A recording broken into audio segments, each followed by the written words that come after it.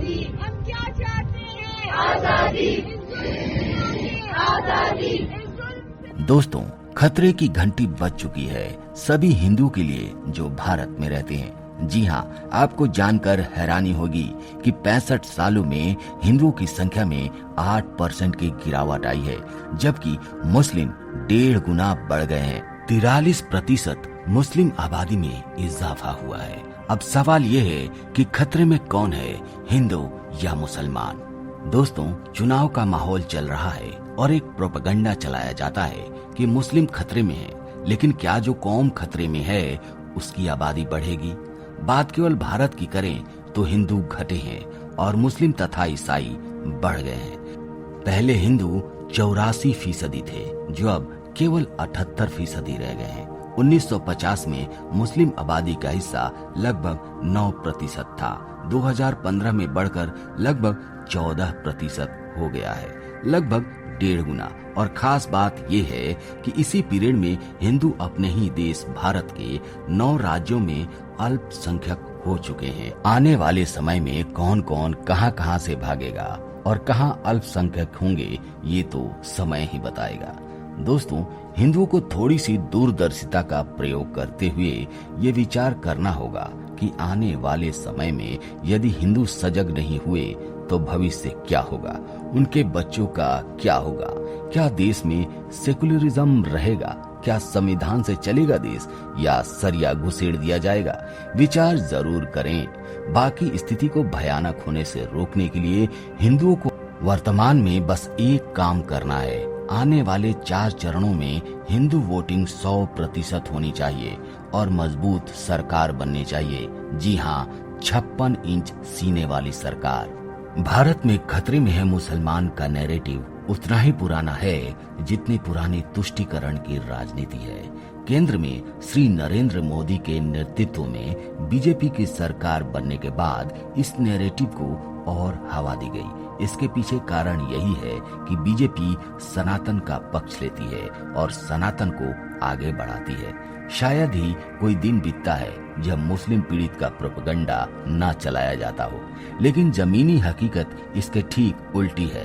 भारत की जनसंख्या में मुस्लिमों की हिस्सेदारी बढ़ रही है और लगातार बढ़ रही है, वहीं हिंदुओं का हिस्सा घटता जा रहा है। यह वास्तविकता एक अध्ययन से सामने आई है। इससे जुड़े आंकड़े प्रधानमंत्री की आर्थिक सलाहकार परिषद की साइट पर उपलब्ध है। इसमें 1950 से लेकर 2015 के बीच भारत में जनसंख्या में आए बदलाव के बारे में जानकारी दी गई है। यह अध्ययन समझाता है कि पिछले 65 साल में हिंदू किसी के लिए खतरा नहीं बने। उल्टा देश की जनसंख्या बढ़ने के बावजूद उनका प्रतिशत पहले के मुकाबले कम हुआ है। इस रिपोर्ट से वो सारे दावे भी धराशायी हो जाते हैं जो ये कहते हैं कि हिंदुओं के तादाद में ज्यादा होने से मुस्लिमों पर खतरा हो सकता है। रिपोर्ट के अनुसार 1950 से लेकर 2015 के बीच भारत में बहुसंख्यक आबादी में 8% तक की उल्लेखनीय गिरावट आई है। जी हाँ, जो हिंदुओं की संख्या में गिरावट है। पहले हिंदू 84% थे, जो अब सिर्फ 78% रह गए हैं, जबकि इसी अवधि के दौरान अल्पसंख्यकों की हिस्सेदारी में वृद्धि दर्ज की गई है। जी हाँ, हम बात कर रहे हैं मुसलमानों की। 1950 में मुस्लिम आबादी का हिस्सा 9% था, जो 2015 में बढ़कर 14% तक हो गया है। इसी तरह ईसाई समुदाय भी 2.24% से बढ़कर 2.36% तक पहुंच चुका है। सिख, बौद्ध, पारसी सभी धर्मों के लोगों में बढ़ावा हुआ है, लेकिन केवल हिंदू धर्म है जहां के लोगों में गिरावट आई है, जिनकी संख्या में कमी आई है। अब इन आंकड़ों से ये स्पष्ट हो गया है कि भारत में रहने वाले हिंदू किसी के लिए खतरा नहीं रहे। अगर ऐसा होता तो अल्पसंख्यकों की संख्या इस तरीके से बढ़ते हुए नहीं मिलती।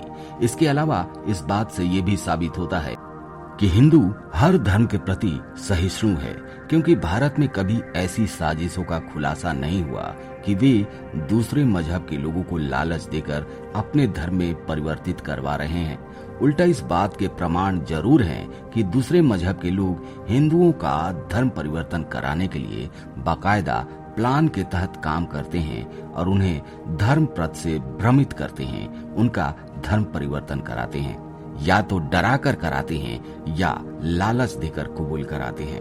और ये भी एक महत्वपूर्ण कारण है जिसके कारण हिंदू की संख्या में गिरावट आई है। दूसरा कारण तो आप सभी को पता है, जो एजुकेशन कहलाता है, जो पढ़ाई लिखाई और ज्ञान कहलाता है। आप सभी को पता है कि हिंदू ज्यादातर पढ़े लिखे होते हैं और वो परिवार नियोजन को अपनाते हैं, लेकिन इस्लाम में वो ये कहते हैं कि हम परिवार नियोजन क्यों अपनाएं, बच्चे तो अल्लाह की देन है और इसी तरीके से अपनी संख्या लगातार बढ़ाते रहते हैं। दोस्तों, हमें जरूरत है एक मजबूत सरकार की जो जनसंख्या नियंत्रण पर एक मजबूत कानून लेकर आए। पिछले दिनों ऐसे कई मामले सामने आए हैं जब खुलेआम इस्लामी कट्टरपंथी ने सरेआम भारत को इस्लामी मुल्क बनाने की मंशा को जग जाहिर कर दिया। सीमाओं पर मुस्लिम पट्टी बनाने की साजिश रची गई, भारत को शरिया के हिसाब से चलाने की नसीहत दी गई, हिंदुओं को काफिर कहकर उनके प्रति नफरत भरा गया। भारत में ये स्थिति अभी के समय में भले ही चिंताजनक नहीं लग रही हो, लेकिन भविष्य में इसके नतीजे हिंदुओं के लिए बहुत बुरे होने वाले हैं। दोस्तों, चिंता का विषय ये है कि हमारे देश में हिंदू बहुसंख्यक होने के बावजूद लगातार कम हो रहे हैं। दूसरी ओर अल्पसंख्यकों की संख्या लगातार बढ़ते जा रही है। अगर ये सामान्य होता तो ऐसे आंकड़े हर देश में देखने को मिलते, मगर नहीं। आप अगर इस्लामी मुल्कों में तुलना करेंगे तो आपको पता चलेगा कि ये सामान्य बदलाव नहीं है।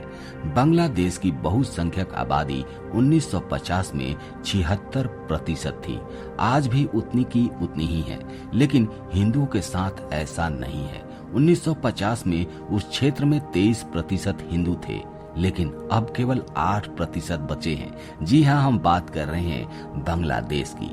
इसी प्रकार से पाकिस्तान में 1950 में कुल मुस्लिमों की आबादी 84% थी और अब 93% हो गई है। वो भी तब जब पाकिस्तान में 1971 में बांग्लादेश अलग हो गया। पाकिस्तान में हिंदुओं की संख्या 13% थी, जो अब घटकर मात्र 2% रह गई है। ठीक यही हाल अफगानिस्तान का भी है। मतलब साफ है कि पूरी दुनिया में इस्लाम धर्म के लोग बढ़ते जा रहे हैं, यानी हिंदू की संख्या लगातार घटते जा रही है। दोस्तों, अगर देश का हाल बदलना है तो मात्र एक विकल्प है, मजबूत सरकार, मजबूत नियम।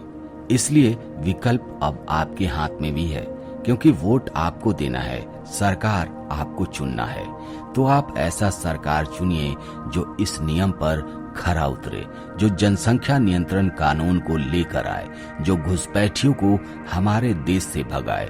रोहिंग्या मुसलमान आपको पता है कि बांग्लादेश से लगातार घुसपैठ कर रहे हैं और हमारे देश में आकर रह रहे हैं, और हमारे नेता उन्हें अपना वोट बैंक बना रहे हैं। बाकायदा उनका वोटर आईडी और आधार कार्ड बन रहा है। दोस्तों, इन सभी पर नियंत्रण लगाना होगा और ये केवल आप कर सकते हैं। तो दोस्तों, फिलहाल आज के वीडियो में इतना ही। मिलते हैं आपसे अगले वीडियो में एक नए टॉपिक के साथ। तब तक के लिए जय हिंद, जय भारत, जय सनातन।